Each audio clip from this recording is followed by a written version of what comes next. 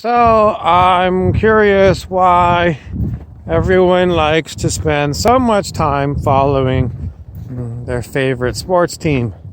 The answer is it's an emotional high. You get an emotional high because you get involved with watching professional sports and rooting for your favorite team. And if your favorite team wins, you'll get a rush. And if your favorite team loses, then you'll get a depression. This is known as the emotional wave. It's like a sine wave. Do you remember sine waves? Sine waves go up and down and up and down. You saw them in high school physics. It's just a pattern of energy, up and down. Alternating current in your electricity goes up and down. And through time, this forms what's known as a sine wave. And this is what you do when you watch professional sports, either live or on television. You get involved with the emotional wave of the crowd. And if you're at, the live event, the screaming of the crowd, the excitement of the crowd, it's a huge emotion. And you get caught up in the emotion of it all. And that's why you spend hundreds or thousands of dollars to go to one of these events. This is nothing new. This goes way back to ancient Rome. In ancient Rome, the slogan of the day was, this is like 2,000 years ago. 2,000 years ago, and how much have we evolved? We haven't. It's still the same, bread and circuses. In those days, they watched the gladiators or maybe an elephant show. But primarily, it was a huge crowd, and the crowd made lots of noise at the display. This is the circus. Some of it was horrible. Killing either gladiators against gladiators or humans against hungry lions. Even today, we've got so much attention on violent sports, the cage matches of ultimate fighting, boxing. This is all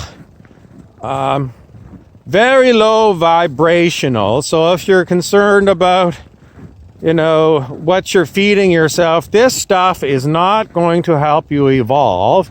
It's actually dragging you back into less evolved forms. Why would you do this? Mostly because you're ignorant of it all.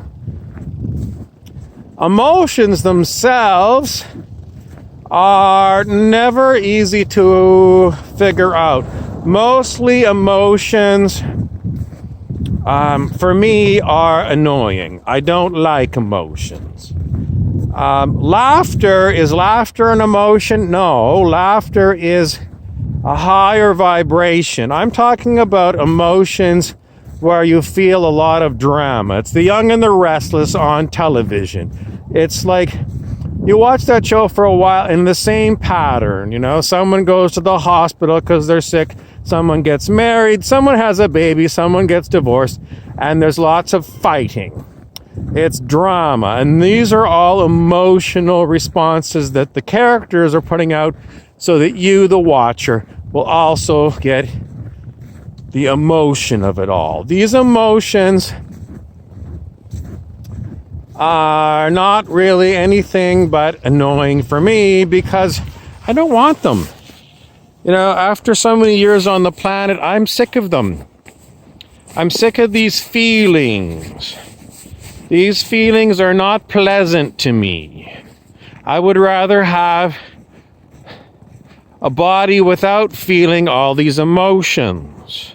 So what do I do when I feel these? Oh, they're off-putting.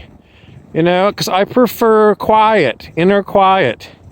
And if I'm picking up these emotions, quite often the emotions are attached to a thought. And a lot of the thoughts that I get that are emotional are memories of the past.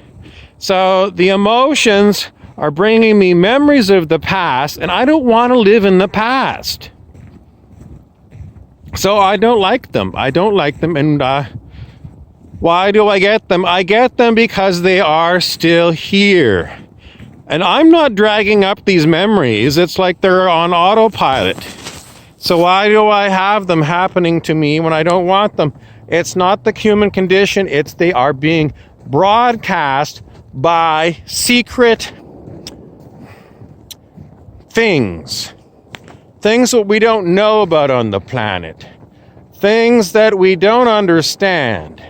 But there are entities that have access to everything we've ever done. And they use all of our experiences to torment us. A lot of things they make us believe we chose to do, and we screwed it up. We caused a horrible for someone else or ourselves, and the memory gets replayed.